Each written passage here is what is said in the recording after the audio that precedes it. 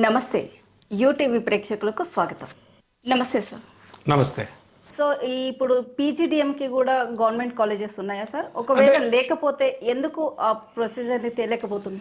అంటే యాక్చువల్గా అయితే గవర్నమెంట్ కాలేజ్ అనలేము, కానీ యాక్చువల్గా government semi government type colleges కూడా ఉన్నాయి పీజీడిఎంలో. ఇప్పుడు క్యాట్ వచ్చింది అనుకోండి, క్యాట్లో హై స్కోర్ వస్తే మీకు ఐఏఎమ్స్లో వస్తాయి. ఐఏఎమ్స్ అంటే ఆల్మోస్ట్ మనకి దాదాపు 24 కాలేజెస్ వరకు ఉన్నాయి ఇండియాలో. సో 24 కాలేజెస్లో మీకు ఎక్కడైనా మీకు ఐఏఎంలో ఏబీసీ ఉంటాయి. అందులో మళ్ళీ ఏబీసీ అంటే ఫస్ట్ వచ్చి అహ్మదాబాద్ ఫస్ట్ టాప్, తర్వాత వచ్చి బెంగళూరు, నెక్స్ట్ వచ్చి కలకటా ఏబీసీ. ఈ ఏబీసీలో సీట్ రావాలి అంటే 99% అబోవ్ రావాలి స్టూడెంట్కి. అందులో మళ్ళీ కొద్దిగా రిజర్వేషన్స్ ఉంటాయి. సో ఓసీ స్టూడెంట్కి అయితే మనకు మినిమం 99%, 99 అబోవ్ ఉంటేనే, 99.8-9 ఉంటేనే కానీ అహ్మదాబాద్లో రాదు. 99.9 ఉండాలి. అంటే పర్సంటేజ్కి చాలా తేడా ఉంది. పర్సంటైల్ అంటే ఏంటంటే మొత్తం ఎంతమంది ఎగ్జామ్స్ రాస్తారో హైయెస్ట్ స్కోర్ ఎవరికి వస్తుందో అక్కడి నుంచి స్టార్ట్ అవుతుంది పర్సంటైల్. సపోజ్ 100కి 100 వచ్చింది అనుకోండి, అది పర్సంటైల్ అనమాట. అక్కడి నుంచి స్టార్ట్ అవుతుంది. అంటే మీకు 99.9% వచ్చిన వాళ్ళు, లేకపోతే 100% వచ్చిన వాళ్ళు చాలా మంది ఉంటారు స్టూడెంట్స్. సో పర్సంటైల్ ఎప్పుడైతే తీసుకొచ్చారో ఆటోమేటిక్గా మీకు దాన్ని రీచ్ అవుతేనే మనకి టాప్ ఐఏఎమ్స్లో సీట్లు వస్తాయి. ఈవెన్ నార్త్ ఈస్ట్లో కానీ చిన్న బేబీ ఐఏఎమ్స్ అంటాం మిగిలిన వాటిని, బేబీ ఐఏఎమ్స్లో సీట్ రావాలన్నా కనీసం ఎంత లేదన్నా ఓసీ వాళ్ళకైతే 98% అయినా ఉండాలి. ఉంటే కానీ మనకు అక్కడ సీట్ రాదు. సో అందుకే యాక్చువల్లీ బిజినెస్ స్కూల్స్ ఎందుకు పెట్టారంటే, ప్రైవేట్ బిజినెస్ స్కూల్స్ అప్పుడు ఫస్ట్లో మీకు ఐఏఎమ్స్ పెట్టినప్పుడు ఏంటంటే ఓన్లీ ఐఏఎమ్స్లో అప్పుడు 4 to 5 కాలేజెస్తోనే స్టార్ట్ చేశారు ఐఏఎమ్స్. సో ఐఏఎమ్స్లో అందరికీ సీట్లు రావు కదా, కొన్ని లక్షల మంది రాస్తారు ఇండియా మొత్తం మీద. అందులో వచ్చే సీట్లు ఎంతమందికి వస్తాయి? సో మిగిలిన వాళ్ళ పరిస్థితి ఏంటి అని ఈ టాపు అంటే ఎడ్యుకేషన్లో ఉన్నటువంటి ఇండస్ట్రియలిస్టులు, అంటే ఎడ్యుకేషన్ కూడా ఒక రకంగా ఒక ఇండస్ట్రీనే. సో ఇందులో ఉన్నటువంటి కొంతమంది పెద్దవాళ్ళు, అంటే బాగా దీనిలో ఉన్న వాళ్ళు ఏం చేశారంటే సెంట్రల్ గవర్నమెంట్ని అడిగారు. సో మేము కూడా రన్ చేస్తాము, ఐఏఎం మీరు చేస్తున్నారు కదా, మేము కూడా దీంతోపాటు సమానంగా మేము చేస్తాము కాలేజెస్, సో మాకు కూడా పర్మిషన్స్ ఇవ్వండి అంటే అప్పుడు ఒక జియో పెట్టి సెంట్రల్ గవర్నమెంట్లో మీకు పార్లమెంట్లో ఒక అమెండ్మెంట్ తీసుకొచ్చి అప్పుడు బిజినెస్ స్కూల్స్ కూడా, ప్రైవేట్ బిజినెస్ స్కూల్స్ మీకు అప్పుడు పర్మిషన్స్ ఇచ్చారు. అంటే ఏఐసిటీలో పర్మిషన్ తీసుకోవాలని చెప్పి, ఇది కూడా ఈక్వల్ టు ఎంబీఏ అని చెప్పి. సో అప్పుడు ఒక అమెండ్మెంట్ తీసుకొచ్చి అప్పటి నుంచి స్టార్ట్ అయినాయి. సో ఇక అప్పటి నుంచి స్టార్ట్ అయినాయి కాబట్టి ఇప్పుడు ఇంకో వరుసగా ప్రతి ఇయర్ ఎన్నో అవుతున్నాయి. ఆల్మోస్ట్ మీకు ఇండియాలో 800 to 850 బిజినెస్ స్కూల్స్ దాకా ఉన్నాయి. అంటే ఏఐసిటీ అప్రూవ్డ్, అంటే ఏఐసిటీ అప్రూవ్డ్ బిజినెస్ స్కూల్స్ అని చెప్పేవి. ఇంకా ఏఐసిటీ సర్టిఫికేట్ లేనివి చాలా ఉంటాయి. అంటే ఇప్పుడు యాక్చువల్గా అదే స్టూడెంట్కి అడ్వాంటేజ్. కొన్ని ఏంటంటే ఏఐసిటీ అప్రూవల్ లేక రన్ చేస్తూ ఉంటాయి కాలేజీలో. వాడు 2 years అయిన తర్వాత దానికి ఏం అప్రూవల్ ఉండదు, వాడు చేతులు కాల్ చేసుకుంటాడు. అప్పుడు వాడు ఏదో డిస్టెన్స్ ఎడ్యుకేషన్ సర్టిఫికేట్ ఇచ్చేస్తాడు. సో తర్వాత ఏం ఉపయోగం ఉండదు కదా. అందుకే స్టూడెంట్ మనలాంటి వాళ్ళ దగ్గరికి వస్తే, మేము దీనిలో దాదాపు ఒక 15 years నుంచి ఉన్నాం కాబట్టి whether it is the valid or not అనేది యూ కెన్ చెక్ ఇట్ అనమాట. దాన్ని నిజంగా ఏఐసిటీ అప్రూవల్ ఉందా లేదా ఉంటేనే మనం చూస్తాం. మేము చేసే కాలేజీలన్నిటికి కూడా ఇండియాలో మొత్తం మీద అన్ని కాలేజీలు కూడా ఏఐసిటీ అప్రూవల్ ఉంటేనే మనం అది చూస్తాం. ఏఐసిటీ అప్రూవల్ లేకపోతే అసలు వీ డోంట్ కన్సిడర్ ఇట్ అనమాట. సో ఇవన్నీ కూడా స్టూడెంట్స్కి అడ్వాంటేజ్ మన దగ్గరికి వస్తే. అది ఇలా ఉంటుంది, అడ్మిషన్ ప్రాసెస్ అయితే ఇలా ఉంటుంది. అంటే ఐఏఎమ్స్ రావు, ఐఏఎమ్స్ రానప్పుడు ఇంకా మంచి కొన్ని టాప్ కాలేజీలు ఉన్నాయి. ఇప్పుడు ఐఎస్బి ఉంది, ఐఎస్బి కూడా ఆల్మోస్ట్ ఐఏఎం కన్నా టాపే చెప్పాలి అంటే. సో అక్కడ సీట్ రావాలన్నా చాలా క్రైటీరియా ఉంది. అలానే నాసిమోంజీ ఉంది, అన్మ్యాట్ కండక్ట్ చేస్తారు. సింబయాసిస్ ఉంది, స్నాప్ ఉంది. సో స్నాప్లో మంచి హై పర్సెంటైల్ వస్తే అక్కడ వస్తుంది. నాసిమోంజీ అన్మ్యాట్లో మంచి స్కోర్ వస్తే నాసిమోంజీలో వస్తుంది. సో వీటన్నిటిలో హై స్కోర్ రాని వాళ్ళే నెక్స్ట్ ఈ సెకండ్ థర్డ్ లేయర్ కాలేజెస్ వైపు వెళ్తారు. సో వాటిలో కూడా బెస్ట్ కాలేజీలు ఏమున్నాయి, ప్లేస్మెంట్ ఓరియంటెడ్ ఏమున్నాయి అవి చూసి మనం సజెస్ట్ చేయగలుగుతాం స్టూడెంట్కి. ఇప్పుడు మీరు చెప్పినట్లు ఇండియా లెవెల్లో చూస్తే కనుక 800 to 850 వరకు ఉన్నాయన్న. సో ఎన్ని కాలేజెస్ ఉన్నప్పటికీ కొన్ని కాలేజెస్కి చాలా ఇంపార్టెన్స్ ఇస్తారు. అంటే మెయిన్ టాప్ 10 కానీ టాప్ 15 కానీ. సో వాటి ఫీజు అడ్మిషన్ ప్రాసెస్ ఎలా ఉంటుంది?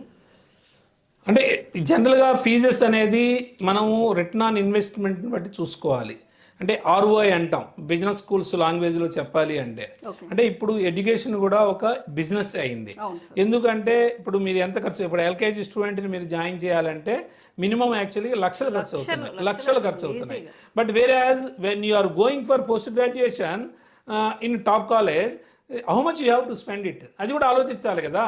ఒక ఎల్కేజీ కిడ్కే నువ్వు ఇంత ఖర్చు పెడుతున్నప్పుడు నీ కెరీర్ అంతా దాని మీద ఆధారపడి ఉన్నప్పుడు డెఫినెట్గా you should spend more money కదా. కాకపోతే చాలామంది పేరెంట్స్ ఇప్పటికి కూడా ఎలా ఉన్నారంటే మనం ఎందుకు అంత 7 లక్షలు 8 లక్షలు ఖర్చు పెట్టాలి, ఎందుకు 10 లక్షలు ఖర్చు పెట్టాలి, ఇది కూడా ఎంబీఏనే, ఇది మామూలుగా కూడా ఎంబీఏనే, ఏముంది డిఫరెన్స్ అని చెప్పి అలాగా కూడా కొంతమంది పిల్లలకి ఖర్చు పెట్టట్లా. అది ఏమవుతుందంటే వాళ్ళ కెరీర్ మీద ఇంపాక్ట్ చూపిస్తుంది. ఇప్పుడు ఒకవేళ మీరు ఎక్కడైనా అప్పు చేసినా బ్యాంక్ లోన్ తీసుకున్నా 10 లక్షలు తీసుకుంటే రేపు స్టూడెంట్ కెరీర్ బాగుపడింది అనుకోండి, ఆటోమేటిక్గా 10 లక్షలు అనేది ఈ రోజుల్లో చాలా సింపుల్ ఇష్యూ. వాడికి 8 lakhs వస్తే వితిన్ 2 yearsలో మొత్తం ఈఎంఐస్ కడితే క్లియర్ అయిపోతుంది. అంటే నా ఉద్దేశం నేను ఒకటే చెప్తా, చాలామంది పేరెంట్స్ నా దగ్గరికి వస్తుంటారు, వచ్చినప్పుడు మేము చాలా చిన్న జాబ్ అండి, లేకపోతే నేను ఇంకోటండి అని చెప్తూ ఉంటారు. చిన్న జాబా పెద్ద జాబా అని కాదు అక్కడ క్రైటీరియా, ఎక్కడొక్కడ బ్రేక్ ఈవెన్ రావాలి కదా. ఇప్పుడు నా ఫ్యామిలీలో నేను కొద్దిగా ఎడ్యుకేషన్ బాగా చదువుకున్నవాడిని, మా ఫ్యామిలీలో మేము చదువుకున్న రోజుల్లో మాకు అంత గైడెన్స్ లేదు. సో నేను బాగా కష్టపడి మా పిల్లల్ని బాగా చదివిస్తే జనరేషన్ ఎక్కడొక్కడ మంచి బ్రేక్ వస్తుంది. అంటే ఇప్పుడు నా పిల్లలు బాగా సెటిల్ అయ్యారనుకోండి, అద్భుతంగా సెటిల్ అయ్యారనుకోండి, ఆ నెక్స్ట్ జనరేషన్ కష్టపడక్కర్లా, వాళ్ళ పిల్లలు మంచి చదువు వాళ్ళు చదివించుకుంటారు. సో ఇంకెప్పుడు కూడా ఫైనాన్షియల్గా వాళ్ళు ఇబ్బంది పడరు. సో ప్రతి పేరెంట్ కూడా ఈ రకంగా ఆలోచించాలని నేను చెప్తా. చిన్న ఆటో డ్రైవర్ అయినా సరే ఎందుకు వాడు చేస్తుంది వర్క్, పిల్లలు బాగా చదివించాలనే కదా.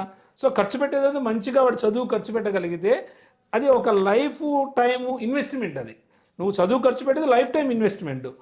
You can spend the more money, you can get the more returns. If you won't spend the money, you won't get the return. So ఇంక నెక్స్ట్ జనరేషన్ కూడా అదే ఉంటుంది, ఆ నెక్స్ట్ జనరేషన్ అంతే ఉంటుంది. ఎక్కడొస్తుంది జనరేషన్ బ్రేక్ అనేది? సో అదే నేను పొత్తుకుంటా పేరెంట్స్కి. సో మీరు డెఫినెట్గా ఎక్కడొక్కడ బ్రేక్ రావాలి.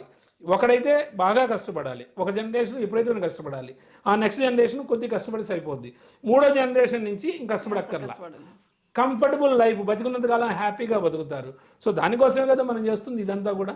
సో ఎవరికైనా ఒక 10 రూపాయలు ఇస్తే మళ్ళా వెనక్కి ఆలోచించుకోకుండా ఉండాలి, కానీ వీడు 10 రూపాయలు ఇస్తే మళ్ళీ వీడు వెనక్కి ఇస్తాడా లేదని ఆలోచించుకునే జీవితం ఎందుకు మనకి? అది నేను యాక్చువల్గా ప్రతి పేరెంట్కి కూడా చెప్తూ ఉంటాను. అది బిజినెస్ స్కూల్స్లో ఇంటర్న్షిప్స్ ఎలా ఉంటాయి? సో దాని గురించి కొంచెం వివరంగా చెప్పగలుగుతారా సార్? యా, సో ఎందుకంటే ఇంటర్న్షిప్స్ అనేవి డెఫినెట్గా అందులో పెయిడ్ ఇంటర్న్షిప్స్ ఉంటాయి, అన్పెయిడ్ ఇంటర్న్షిప్స్ ఉంటాయి.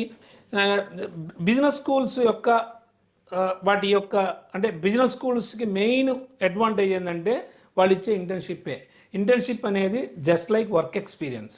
అంటే మీకు మంచి టాప్ కంపెనీలో ఇంటర్న్షిప్ వచ్చింది అనుకోండి, డెఫినెట్గా అది చాలా అడ్వాంటేజ్ మనకి, ఎందుకంటే ఆ వర్క్ ఎక్స్పీరియన్స్ వేరుగా ఉంటుంది. దట్టు మీకు టాప్ కంపెనీస్ అన్ని కూడా పెయిడ్ ఇంటర్న్షిప్ ఇస్తాయి. పెయిడ్ అంటే ఏంటంటే శాలరీ లాగా, అంటే స్టైఫండ్ లాగా, అంటే పర్ మంత్ వచ్చి ఆల్మోస్ట్ 10,000 నుంచి 40-50, అమెజాన్ గూగుల్ అయితే ఇంకా ఎక్కువ ఇస్తాయి. సో వన్స్ పెయిడ్ ఇంటర్న్షిప్ ఇస్తే కనుక ఏంటంటే స్టూడెంట్కి ఉండే అడ్వాంటేజ్ అంటే స్టూడెంట్కి ఒక లైవ్ ఎక్స్పీరియన్స్ వస్తుంది. అంటే వాళ్ళు when they are paying actually 20,000 or 30,000 whatever it may be, so definitely they can expect the more work from student. అంతే కదా, వాళ్ళు డబ్బులు ఇస్తున్నారు అంటే డెఫినెట్గా వర్క్ పర్ఫార్మెన్స్ చూపించాలి, లేకపోతే ఒప్పుకోరు కదా. సో ఎప్పుడైతే ప్రెజర్ ఉంటుందో వర్క్లో ఆటోమేటిక్గా స్టూడెంట్ కూడా అప్గ్రేడ్ అవుతాడు. సో ఇంటర్న్షిప్ 3 months 4 months చేసిన తర్వాత ఈ may get some pocket money, అంటే వాడికి ఒక 1 lakh 1.5 ఎంతో కొంత మనీ వస్తుంది. అది ఒక అడ్వాంటేజ్. రెండో అడ్వాంటేజ్ ఏంటంటే రియల్ ఎక్స్పీరియన్స్ వస్తుంది వాడికి. సో ఒకవేళ అక్కడ కంపెనీలో కనుక రిక్వైర్మెంట్ ఉంటే అక్కడే కంటిన్యూ అవ్వచ్చు. అంటే వాళ్ళే అడుగుతారు, వాడి వర్క్ పర్ఫార్మెన్స్ బాగుండి వాడికి రిక్వైర్మెంట్ ఉంటే definitely they can ask him to continue their itself. Otherwise మళ్ళీ క్యాంపస్కి వచ్చినప్పుడు క్యాంపస్ ఇంటర్వ్యూస్ ఉంటాయి. సో ఈ ఇంటర్న్షిప్ వీడు చేసే ఇంటర్న్షిప్, ఆ స్పెషలైజేషను, వీడి వర్క్ పర్ఫార్మెన్సు, దీన్ని బట్టే ఇక్కడ క్యాంపస్లో ప్లేస్మెంట్ అనేది వస్తుంది. సో అది మేజర్ అడ్వాంటేజ్ మనకి. బిజినెస్ స్కూల్స్లో ఉండే ఇంటర్న్షిప్స్ అన్నీ ఆల్మోస్ట్ పెయిడే ఉంటాయి. అదే అన్పెయిడ్ ఉందనుకోండి, సపోజ్ ఇప్పుడు మన ఆర్గనైజేషన్లోకే వస్తుంటారు చాలామంది, సార్ కొద్దిగా ట్రైన్ అవుతాం మీ దగ్గర అని. మనం ఏమి డబ్బులు ఇవ్వలేదు అనుకోండి, వాడు ఏ టైంకి వస్తాడో మనకు తెలియదు, మనం కూడా అడగం, ఎందుకంటే we are not paying anything to him. So we have no right to ask him, అంతే కదా. అదే డబ్బులు ఎంతో కొంత ఇచ్చామనుకోండి, 10,000 15,000 శాలరీ ఇచ్చామనుకోండి, శాలరీ లాగా ఇచ్చామనుకోండి, డెఫినెట్గా మనం వాడు టైంకి రావాల్సిందే, టైంకి పోవాల్సిందే, ఇచ్చిన టార్గెట్ చేయాల్సిందే, ఇవన్నీ ఉంటాయి. సో అందువల్ల పెయిడ్ ఇంటర్న్షిప్ వల్ల అడ్వాంటేజ్ అంటే రియల్ వర్క్ ఎక్స్పీరియన్స్ తెలుస్తుంది వాడికి, అంటే రియల్ ఎన్విరాన్మెంట్లో వర్క్ చేయగలుగుతాడు. కాబట్టి అది 100% రేపు నెక్స్ట్ వాడికి ఇంకో కంపెనీకి వెళ్ళినా కూడా డెఫినెట్గా అది చాలా అడ్వాంటేజ్ అవుతుంది.